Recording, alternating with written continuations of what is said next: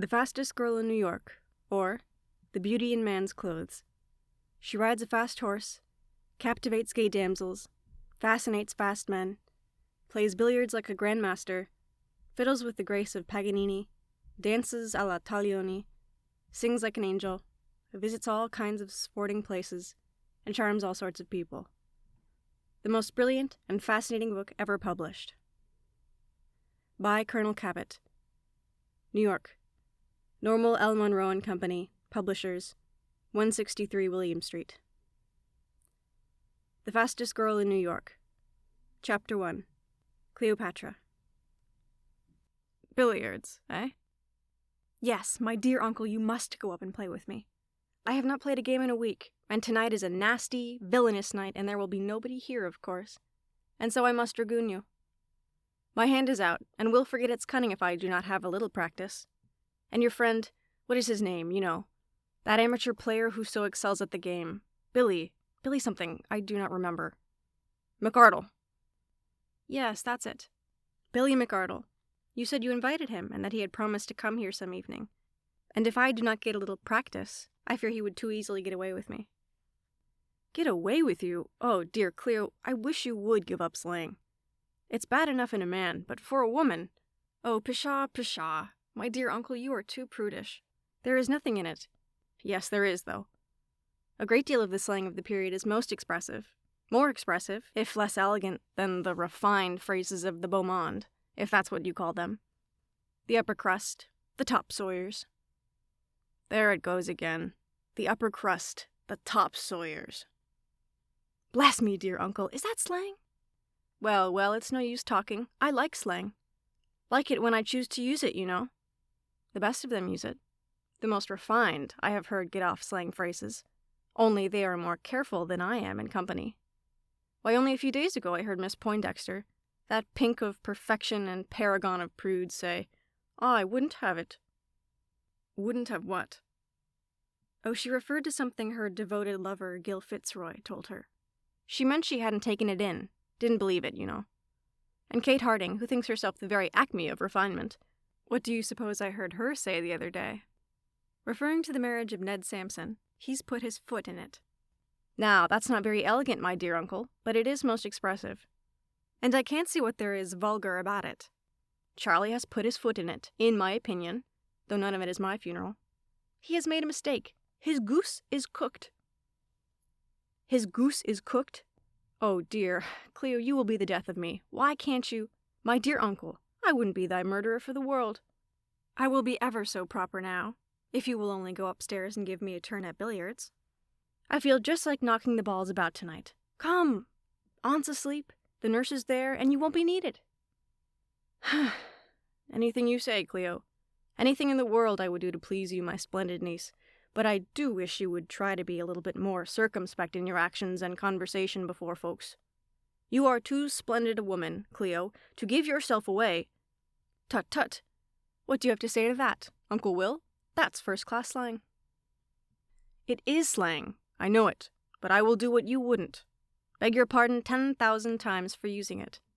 That confounded, rattle-headed partner of mine uses it, and a score of expressions on par with it 50 times a day. I suppose I caught it from him and inadvertently used it. Excuse me, Cleo. I'll be more careful in the future, you may depend. Oh, I'll excuse you, Uncle. I don't see any harm in the expression anyway. I suppose you meant by giving myself away that I make people talk, Cleo. You know how they will talk. Oh, let them, Uncle mine, I care not. When their tongues get tired, let them give them a rest, and then go at it again. If people didn't talk, they wouldn't say anything, you know. I really believe, my dear uncle, I am keeping some people from dying of ennui, and certainly it is pleasant to know that one is prolonging the lives of fellow mortals, even though the undertakers suffer. The great trouble with you, Uncle mine, you not only greatly respect, but you greatly fear Mrs. Grundy. While I don't care a fig for the venerable old lady, and all the prudes in her train may roll their eyes in holy horror, and their teeth may all be on edge. What care I? Why, nothing. Nothing at all.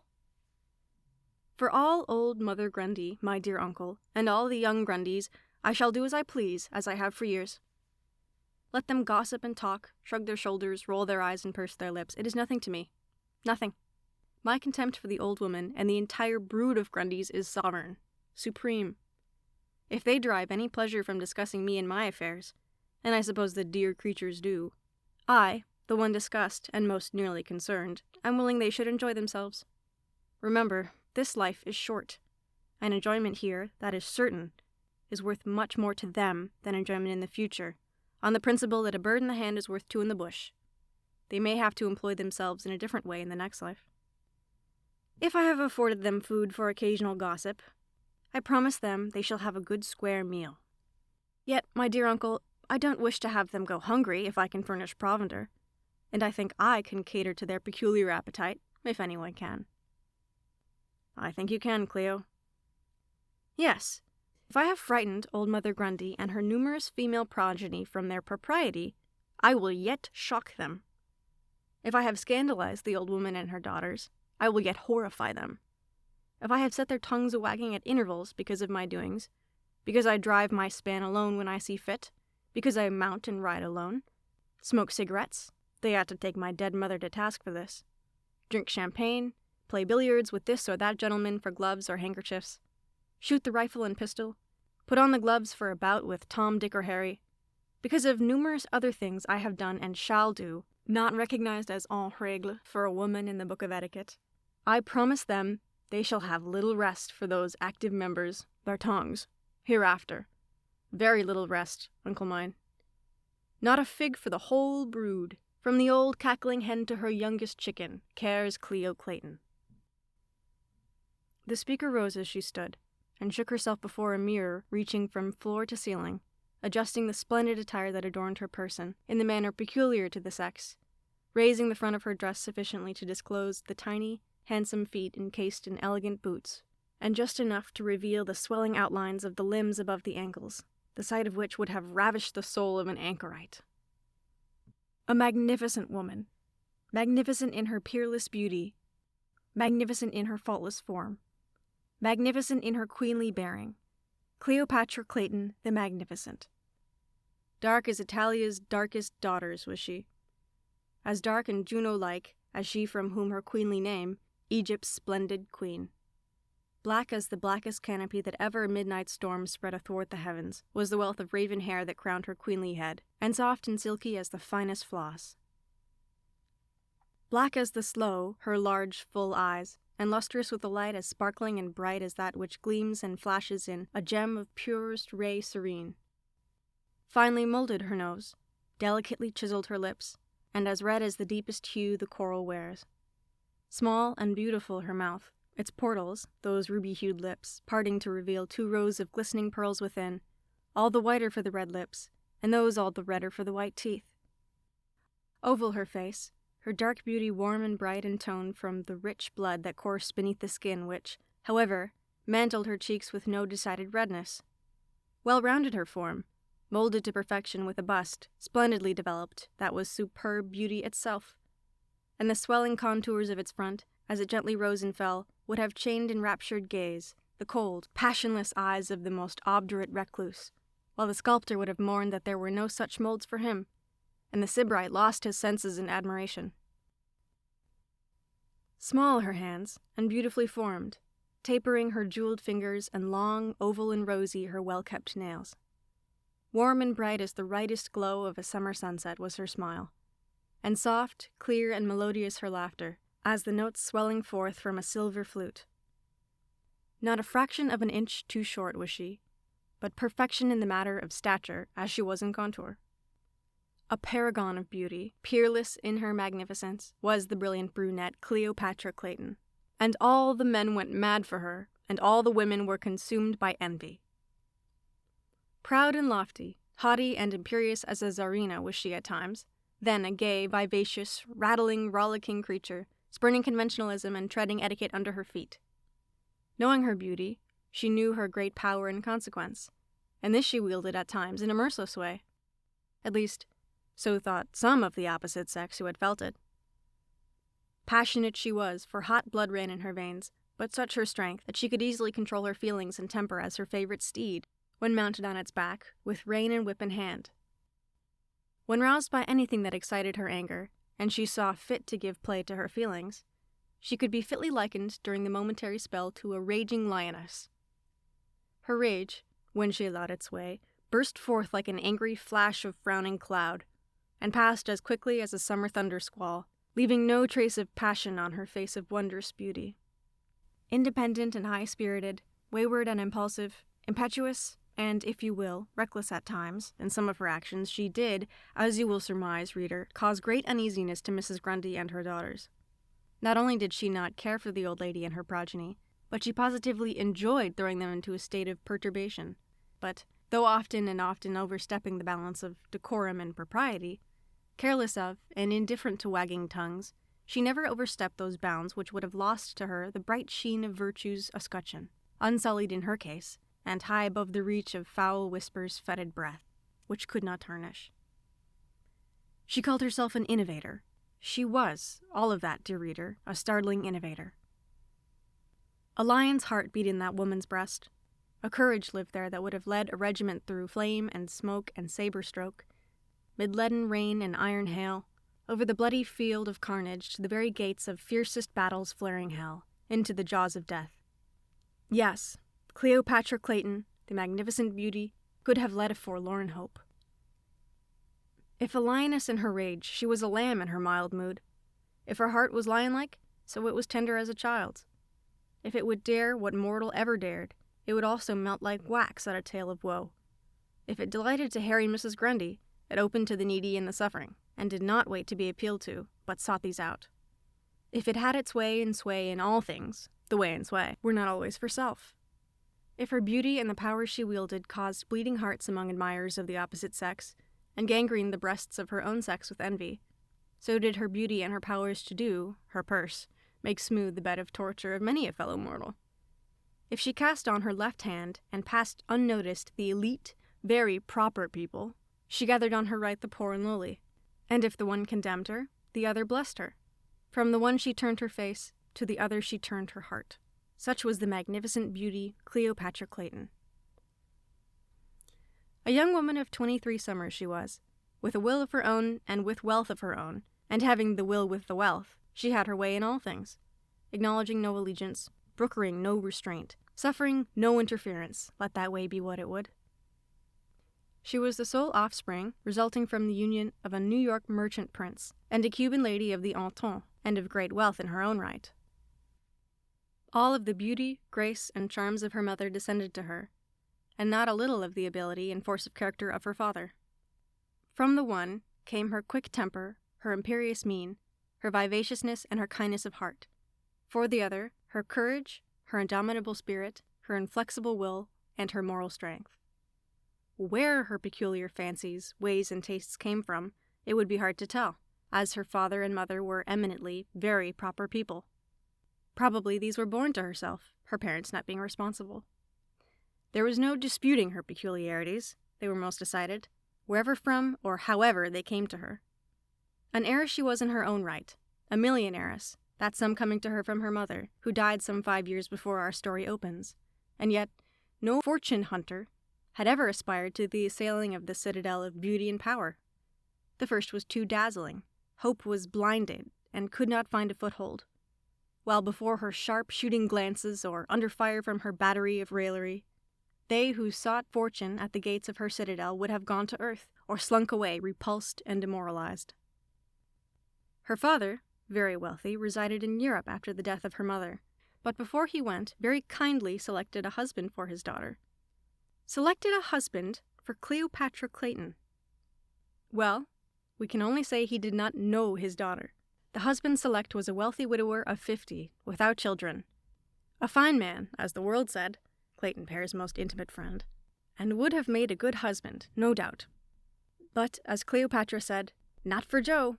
I don't see it, father mine." Said her father, "Marry this man, or be disinherited." Said Ellen, in return by mail, "Father dear, do as you please with your wealth, and if ever so circumstanced as to require an accommodation, do not fail to make an application to your loving Cleo." If his note was short, sharp, and decisive, hers, though something longer, was no less sharp. It must have cut terribly, and fully as decisive, emanating from who it did. With $1 million in hand, she could afford to disregard the wishes of her paternal parent, in the matter of matrimony at least. But without $1, Cleopatra Clayton was not the woman to be dragooned into a marriage by her father even. He might propose from interest taken in her welfare. She would dispose according to her own inclinations. Coerce Cleopatra Clayton. As well attempt to coerce the tempest-driven tides, or the north wind when let loose by Aeolus. The peerless beauty resided with her uncle and aunt, the latter an invalid, in a splendid house of her own, in 20th Street. Her uncle, on her father's side, was a wealthy merchant of high standing, about 50 years of age, who thought the world of his erratic niece, but who, though her peculiar proceedings pained him greatly, never unpleasantly referred to or severely condemned them, either from his great love for her, or from a knowledge that he might as well inveigh against the winds. At times he would greatly remonstrate, or attempt with ridicule to show that her actions were most unreasonably absurd, entirely beneath her, if not dangerous to her good name. But, well, that was all the good it did. Cleo would listen and laugh, or, with her winsome smile and charming manner, silence his batteries in a moment. Sometimes she would, as the mood took her, combat him, avow her utter contempt for the opinion of people in general, and Mrs. Grundy in particular, and declare she would harass the old lady to death, if only out of spite, by doing things against her own will, which, but for the old lady's tongue, she would not dream of. Knowing her as he did, this would generally, always, in fact, sooner or later, cause her relative to change front and introduce another subject. In the combative mood she was, on the evening we introduced the reader to her splendid presence. "No, dear uncle mine," said the superb beauty as she stood in front of the mirror. "I won't defer to any of them. Let the whole brood cackle and cackle and cackle. If they like the music, I assure you it does not annoy me. Come, let us to the field of the cloth of green. Aloft we can amuse ourselves, allow we shall get stupid." As she spoke, the young woman raised her hands, snapped her thumbs and middle fingers, and pirouetted on her left foot, spinning round 2 or 3 times. The motion raised her dress sufficiently to reveal the finest molded calf, in a snow-white casing, that ever the eye of mortal man fell on. A limb of the most exquisite beauty, such as no sculptor ever dreamed of in the idea, and this was reality, flesh and blood and bone and sinew. As she spun round, she improvised several lines of a song, tune, and words relating to Mother Grundy. "Old Mother Grundy, I will have my way. Old Mother Grundy, you may have your say. Yes, you may gabble, talk, gabble, chatter. I'll do as I please. That's what's the matter." Her uncle rose with a half-smile on his lips and approached her. She held out her beautiful hands, a fortune flashed in the brilliant gems upon her fingers, and suggested a Virginia reel.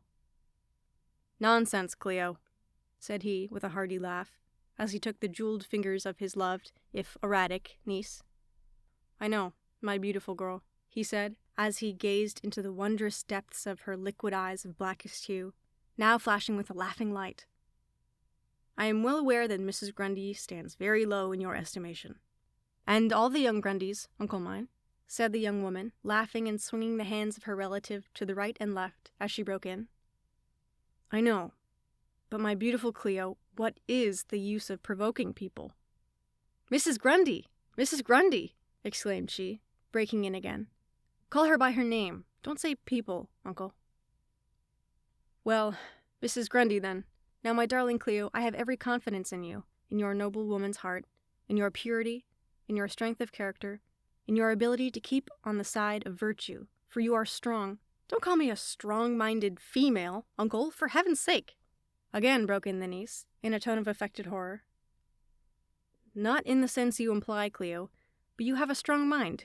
You are strong, and you can resist and stand where others would yield and fall. But, my dear girl, don't you think it would be better not to provoke unfavorable criticisms?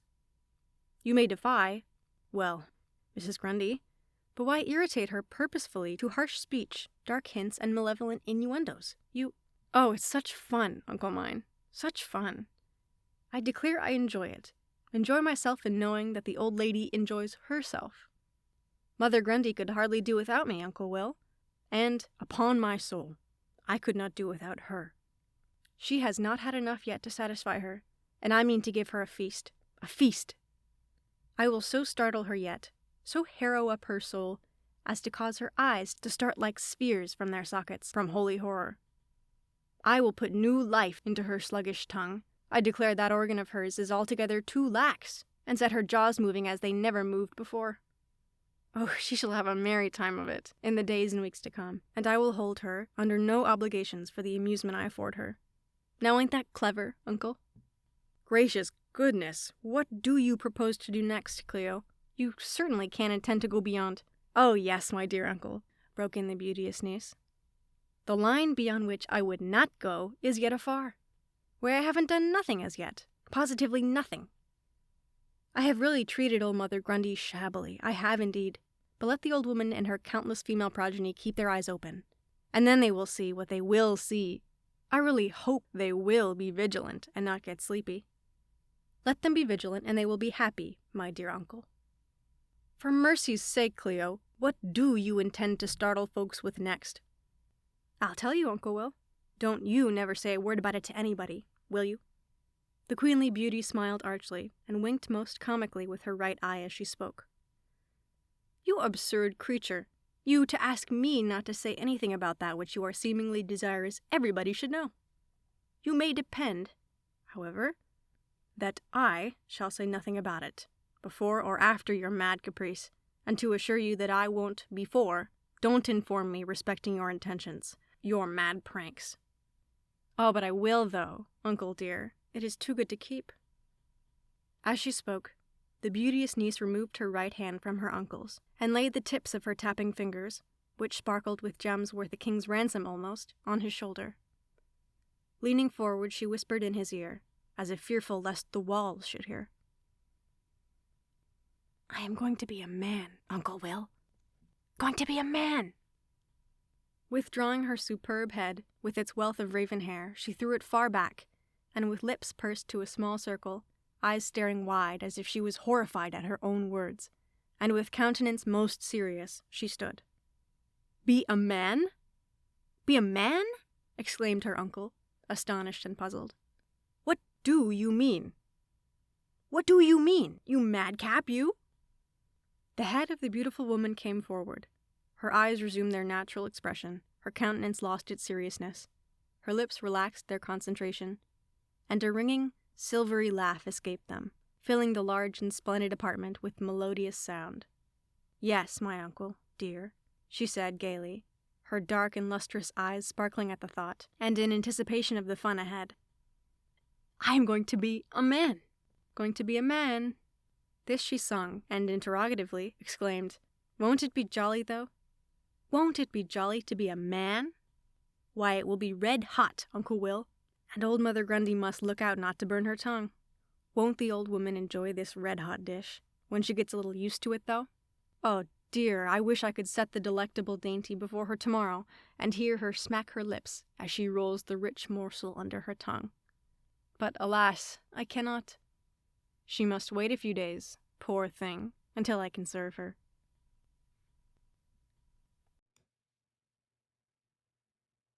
Chapter 2. Shadows Cast Before. Mr. William Clayton, merchant, rather a fine-looking, medium-sized man, with a thoughtful, serious cast of countenance generally, looked at the magnificent young woman before him, his erratic but much-loved niece, with an expression on his face that betokened a puzzled mind, and one in which unutterable wonder and not a trifling disgust mingled. She looked at him, too, for a moment, with a roguish light dancing in her liquid eyes, an arch smile playing on her ruby lips, and then from the latter came a ringing, musical laugh, the sweet, slivery tones rising, floating off, and dying out in the far end of the deep apartment, the elegantly furnished and regally appointed drawing-room, where Cleopatra Clayton, Queen of Beauty, reigned supreme, acknowledging allegiance to none and obeying only her own whims and will. My dear, dear Cleo, what do you mean? At length broke out her uncle. You are going to be a man? Going to be a man? I don't understand you. Pray do explain. How can you be a man, I should like to know? Oh, that's easy enough, my dear uncle. I can transform myself into a man at short notice, and no great expense. I wish I was a man, a real man, you know, and what woman does not? Of course, you know I can't be a real man, uncle mine. That is, I can't have all that appertains to the lords of creation. I can't have whiskers. All men do not have whiskers, though. But I can have a mustache, Uncle Will. As she spoke, the Laughing Beauty again bent forward, and again whispered in her uncle's ear. I have got one, a perfect beauty. It is black as the night, and the ends curl most gracefully. It fits to a charm, and is very becoming, Uncle Will. You never saw my mustache, did you? Straightening back, she said, Well, let me see. What else has a man that I can't have? A great big foot? Ha, ha! But look at his legs, thin, crooked, and shapeless, and then look at mine. Oh, I don't mean for you to look at them now, uncle dear, but wait till I get on the unmentionables, the PANTS. Won't old Mother Grundy and her brood have a field day then? They'll be in the seventh heaven of horrific bliss. How they will pant when I get on the pants. Well, if man can beat on feet, I can lay over him on legs every time. He has a great coarse voice, and most unmelodious laugh, which I can't have. He has a stride, a swagger, and a boisterousness that I can imitate to a dot. He has, well, what else has he that I can't have? What can he do that I can't? Can he tool a span of horses better? Can he stick to a horse closer, ride faster, and take more flying leaps? How many men can mount, even, my black stallion, Thunderbolt? Not 1 in 1,000. How many can shoot truer? Irripane, maybe, with the shotgun, and Judge Brackett, very likely with a pistol, though I can snuff a candle several times out of 5. Can they all beat me at billiards? Not all. How many, except professionals, can compete with me on the flying trapeze? How many would dare what I dare and do on that? And when it comes to yachting, I can take my trick at wheel with many of the gentlemen yachters. A wet sheet and a flowing sea, and I'm at home. Jim Bennet has no greater love for the briny than I. While I would run a yacht where and when many of his brother yachtsmen would take water. That's rather paradoxical, uncle, but you know what I mean. It is slang, but it expresses a great deal. The NYYC fellows are not generally fond of the blue water, when the wind pipes freshly and the sea runs high. In short, sailing suits them better. Men can chew and smoke more tobacco, and drink more rum than I can, but I don't know that it is a requisite a man should do these things. Man can strike from the shoulder. Ah, so can I, if occasion requires. You didn't see me lay out Frank Foster the other night with the gloves. He went to the earth, uncle, flat on his back with a bloody nose.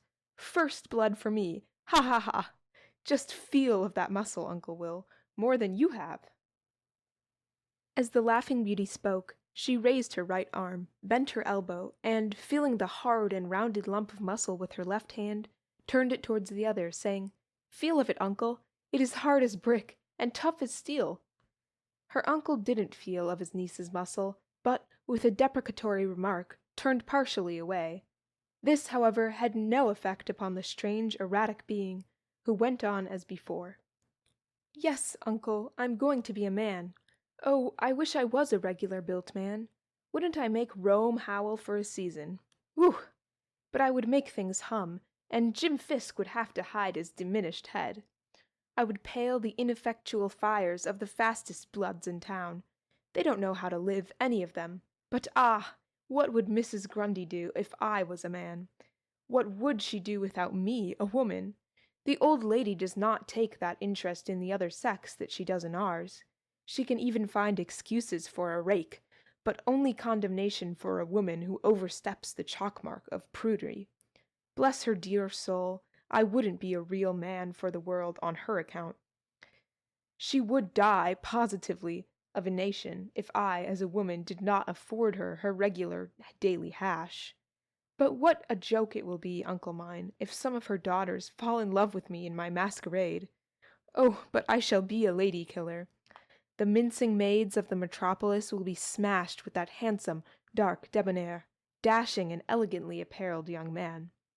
And then I'll make love to them, propose, offer my hand and heart, my fortune and things, and be accepted, and be referred to Pa and Ma.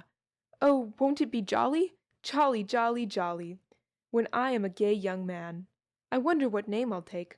My mother's before marriage, Montijo.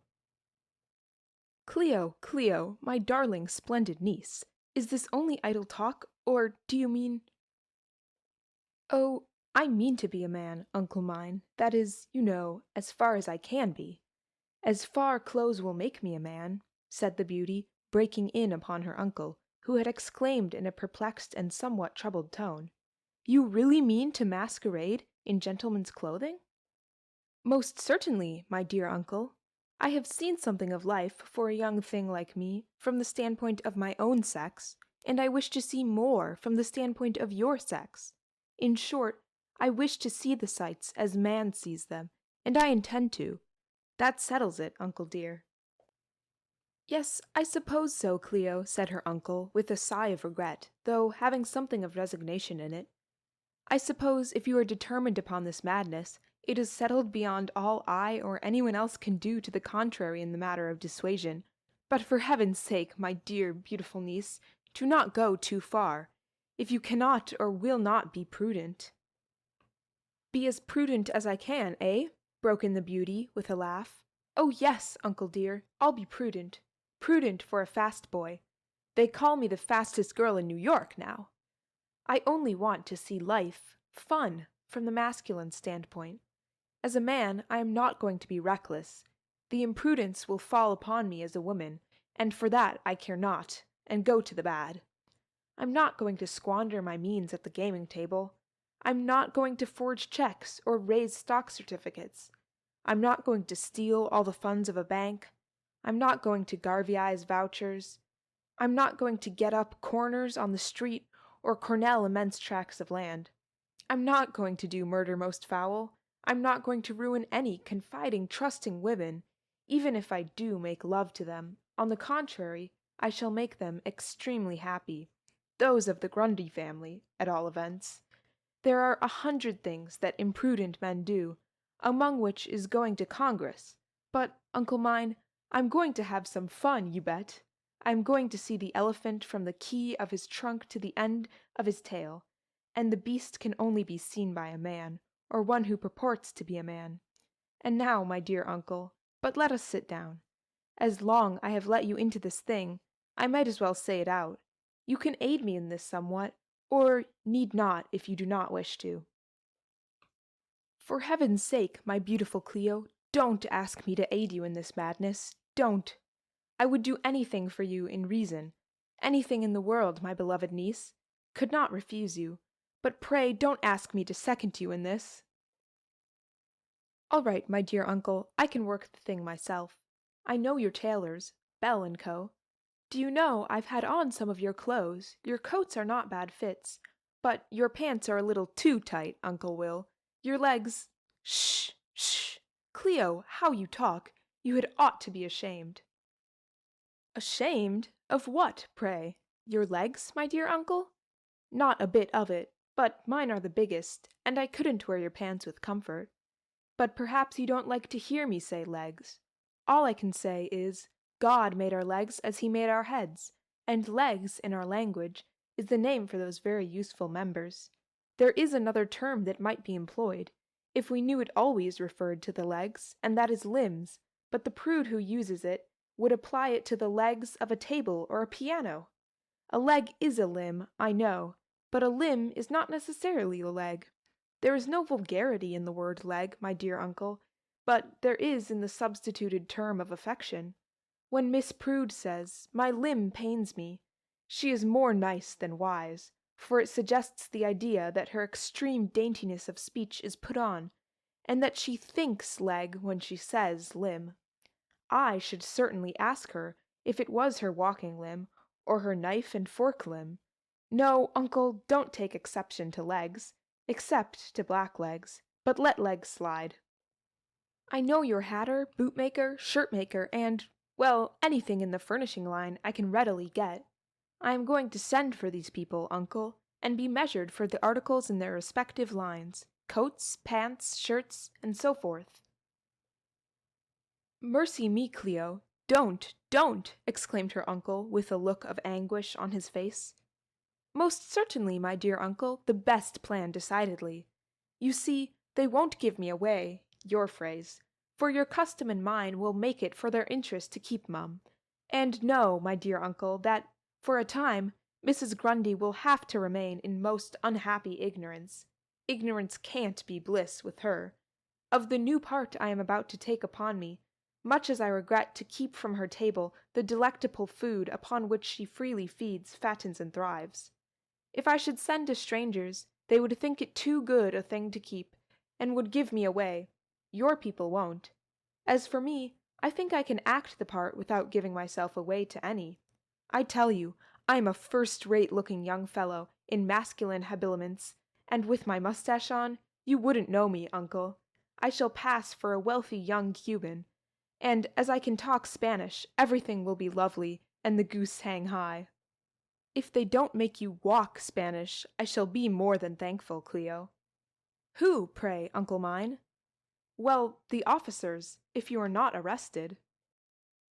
"Well, but if I am a success as a young man, as I think I shall be, there will be no arrest. If I am not, why— well, I take the chances anyhow. I hope my debut will be successful, as I do not wish Mrs. Grundy to go off before she is cocked and primed, charged way up to the muzzle with matter concerning me. If I can work the route for 3 months, and then expose myself as being the gay young Cuban who startled old fogyism from its propriety, and distanced the Bloods on their own stamping grounds, then I shall be extremely happy, because Mrs. Grundy will be extremely happy. By Jove, won't she be happy, though? She and all her brood. That will be a great day for the old woman, a great day indeed, uncle mine. And as I live only for her, I hope I shall live to see it." Saying this, the magnificent young woman sprang to her feet, a ringing ripple of silvery laughter escaping her lips, and whirled gracefully down the apartment singing an improvisation, relating, as before, to Mrs. Grundy, to a castanet-like accompaniment, snapping of her jewelled fingers. Nearly to the end of the deep room she went, and then glided back, gracefully whirling, waltzing, and gaily warbling to the spot where her uncle was seated, seating herself a moment after. "If I should be arrested, uncle, what would follow?" she asked in a tone implying no great fear of the consequences. "Exposure and fine, Cleo." "The fine I care nothing about. The other, well, I want to do the exposure business myself, and exposure by others would greatly gratify Mrs. Grundy, who would be astounded at my audacity. But I wish to confound the old woman and all her daughters, by acknowledging the corn when the masquerade is over, after a successful run, you know. However, my dear uncle, sink or swim, survive or perish, I shall run the hazard of the die. I'm bound to see some fun from the masculine standpoint. If it takes a limb, Uncle Will, then, after a year or 2 of penance in petticoats, I'll marry if anyone will have me, in face of old Mother Grundy." "I sincerely wish that event would transpire now, Cleo, instead of the madness you meditate, are determined upon," said the uncle, in a tone that indicated his feeling in the premises. "There are plenty of eligible men, my dear niece, who would marry you at any time, for your great beauty would, in their eyes, cover a multitude of sins, greater than masquerading in masculine attire, and greater than you would be guilty of. I am only afraid that you will refuse all offers, and not that you won't receive any. You will be the one difficult to please, Cleo." "Well, yes, I suppose I should be a little particular, even after the dreadful masquerade, and under fire of Mrs. Grundy's guns, loaded to their muzzles, but never so particular, I might get sold in my choice. You know the old saw, through the woods, and a crooked stick at last. There's one thing, though, the crooked stick would not remain with me long. I suppose I have some admirers, if not lovers, uncle dear." "Your admirers are myriad, Cleo, and your lovers are legion," said her uncle, breaking in, "and you might marry well tomorrow, if you chose." "I won't know, uncle, about having so many lovers. There are some who importune me, I know, declaring themselves ready for the hymeneal sacrifice, and willing to lay their hands and hearts and purses and all that sort of things at my feet, but I won't have it. the sacrifice. When the importunities reach the point of annoyance, I shall send them to the right about face, as I have others before now. This masquerade may have an effect in that direction. However, they may voluntarily retire their forces, and abandon the siege without further demonstration. I wonder if Mr. Fisher, this is the gentleman selected by her father as her husband, would marry me, uncle, after the masquerade? He still hopes, but had ought to have known long ago, that he hoped against hope. I have never told him so, as he never importuned me to annoyance, and as his visits were a matter of indifference to me, when they cease to be so, he won't come any more. I guess this masquerade, when it is known, will frighten him off, however, and he won't have to be told that his room is better than his company. I don't believe it will, Cleo. He knows your heart and your strength, and that, though you may fall from grace in the eyes of— "Madame and the Misses Grundy, uncle," exclaimed the beauty, laughingly breaking in. "Have it so, my dear niece. He knows you won't fall from virtue's high pediment, and that you will be true to yourself and your noble woman's heart." Well, if not the unkind, but somewhat austere old gent, the man can survive the shock, and continue to advance in face of the fiercest fire from Grundy's guns, planted in a circle, and firing out in all directions, he deserves a better fate than the marrying of me would entail, and as I can be the arbiter of fate in this case, he shall have it. But come, uncle mine, let us aloft and push the ivories about. We are getting stupid here. As she spoke, the beauty rose to her feet, and at that moment the doorbell rung. "Perhaps that is he," she said. "He generally makes his visits on stormy nights, which is considerate on his part, and politic as well." H. Le Grand Prince. This name, of royal significance, appeared on a card lying on a small golden salver, which was borne on a trim-built and natty servitor of African descent, but with more or less Caucasian blood mingling with the Ethiopian substrata of vital fluid. "Oh, I am at home, always at home to the Grand Prince, Hannibal. Thank your stars, my dear uncle, for now I will let you off. Harry and I will have a bout at billiards or at boxing, at shooting or trapezing." "I don't wish to say I am glad, my dear Cleo, as it would sound harsh," said the uncle of the beautiful woman, rising to his feet. "But really I had important papers to look over this evening, but should have deferred to your pleasure, my dear niece." "Oh, dear uncle mine, never make such sacrifice on my account. I don't ask it, I won't have it, so don't think of it again. I should have asked you if you were to be occupied before importuning you. Ah, mon prince!" exclaimed the peerless beauty in a lively tone, breaking in upon herself, as a tall, brown-bearded, handsome man of 30 entered. "I salute you, peerless queen of beauty," said the gentleman in a tone of mock gravity, bowing low and gracefully as he spoke, turning immediately after to Mr. Clayton and shaking his hand. "And now put it in there, Prince Hal, for 40 days and 40 nights," said the beauty, holding out her hand, which was taken by the gentleman and gently squeezed. "So you dared to brave the storm to pay court to the peerless queen of beauty and goodness," said the gentleman in a courtly tone. "Ha, ha! Goodness is good, my boy. I, that wicked, awfully wicked creature. For further particulars, inquire of Mrs. Grundy. She knows all about it, Hal. But I am glad to see you, my boy. Always glad, but particularly so at this time, as I came unwittingly near inconveniencing my dear uncle, by dragooning him to the billiard table, and I had rather beat you, for 2 reasons.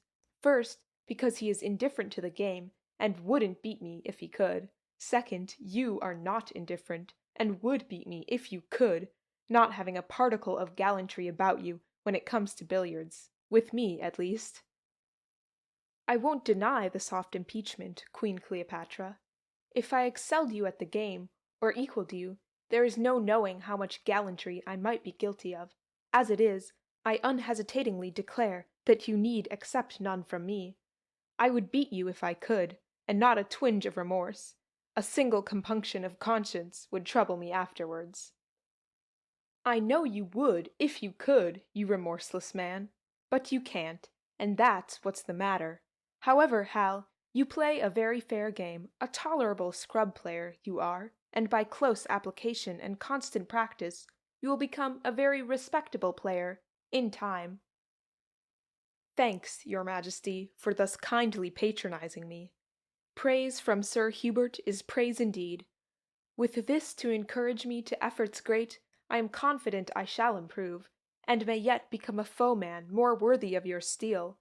In the meantime, Mr. McArdle may drop in, and if you contest the palm of superiority with him, on the field of the cloth of green, you are vanquished. One laurel chaplet will be gone, at least. And that will be your revenge, Hal. It will be sweet, won't it? But perhaps Mr. McArdle will be gallantry itself, and scorn to bring his superior skill into action against one of the weaker vessels. Not if I happen to be present, and I will make it a point to be, by special invitation to him, to call with me some evening. If he inclines to gallantry, weakens before your beauty, shows you the least mercy, I shall have mistaken myself. All right, Hal. Bring him along, by all means, and I'll wager a box of gloves that I am the winner. Best 2 out of 3. I accept the wager, of course, would under any circumstances, and as I am actually in need of gloves, I will bring Mac here tomorrow evening, if it is your pleasure? Oh, certainly, Hal. The sooner the passage at arms occurs, the sooner my stock of gloves will be augmented. I really wish, my dear fellow, that my gloves would fit your hands. Pray, don't waste your good wishes on me, Cleo. I can get along until the day after tomorrow. Cherish the fond delusion, Hal. Hug it to your soul until tomorrow evening. If Mr. McArdle comes, and then see that you settle promptly the next day. At this juncture, Mr. Clayton, begging to be excused, was about to retire from the drawing-room, when his niece said to him, "Uncle, tell Hal what's up with me. I dare not, you know." Her uncle gave her one sidelong glance, remarking, "It won't spoil, I guess, by your keeping it from him, Cleo." "You dare not? Nonsense!" With this, and bidding his niece and her friend good evening, he left the apartment. "Sit, Hal. Take a seat. You have been standing a good while," said the young beauty to the handsome man before her. "Oh, I thought you wanted me to go upstairs with you immediately, Cleo," remarked the other, taking a chair. "Plenty of time. It isn't 9 o'clock yet, my boy, and an hour with the cue is all I want. With you, you know. I might be willing to devote more than that time with Mr. McArdle. Mac, you call him, don't you? Well, I shall call him Mac, if he is the graceful, skilful player you would have me believe. I am rather of the opinion, Cleo, that 15 minutes with him will suffice you. He will give you all you want in that time, for I assure you he is even more than what you have very flatteringly predict I may become in time, a very respectable player. But what's up now, Cleo, with you?" "Oh, Hal, you shouldn't ask me. You know what a shamefaced thing I am, and the idea of my telling you, I fear to tell you, Hal, dare not." The beauty burst into a breezing laugh as she spoke, and then suddenly assumed the most demure look imaginable. "Yes, I know you have a very strong weakness in the direction of fear in any form, Cleo. I have wondered, before now, why your hair hadn't turned white in a single night from excessive fright. You are so very susceptible to fear." "Do you know, Hal, I have wondered too. My hair must have been indelibly dyed by nature, or it would have succumbed to the grey fiend long ere this. Only to think of a poor, weak, trembling, shrinking, unsophisticated sister like myself, breasting the billows of this bustling, browbeating, busybody world, and not a white hair in her head at the age of 23, it is marvelous, I declare." In a tone of the utmost seriousness, her face holding its demure expression, the dark beauty uttered these words, her eyes fixed up upon the carpet at her feet, as if looking for a solution of the great mystery. It was too much for her companion. He burst out into a hearty laugh, exclaiming, "Oh, Cleo, you beat the world. Timid, shrinking sister? Oh, you are all that, Cleo, and everybody knows it. But come, now, no more of that face. Rally! Let Cleopatra be herself again, and not shrink into somber contemplation. I'm afraid it will grow upon you, Cleo. I am, really. The look demure was gone. The eyes were raised, and ringing, ripping, silvery laugh flooded the apartment with its melody, which, ceasing, the beauty said, "I'll try, Hal, to be myself again. I'll try, for your sake." In 15 minutes more, Harry Prince knew the move his companion had determined to make on the checkerboard of life, at which he expressed no surprise and made no remonstrance. He knew her too well to be affected by the one, or to attempt the other. He promised secrecy, and agreed to be her side partner throughout the masquerade, be it longer or shorter. "And now to billiards, Hal," she said, after the matter of the side partnership was settled. "How many shall I give you?" The doorbell rang at this moment. Hannibal appeared with a card. "William McArdle, at home," said the young woman, and then turning into her companion, said, "You will send those gloves tomorrow, Hal, before 12 o'clock. Not that I need them, but that I desire to inculcate promptitude in the settlement of wagers." "Don't omit to give me an order on Stuart for a box of gentlemen's gloves before I go, Cleo," said the other, as if he had not heard the words of his companion.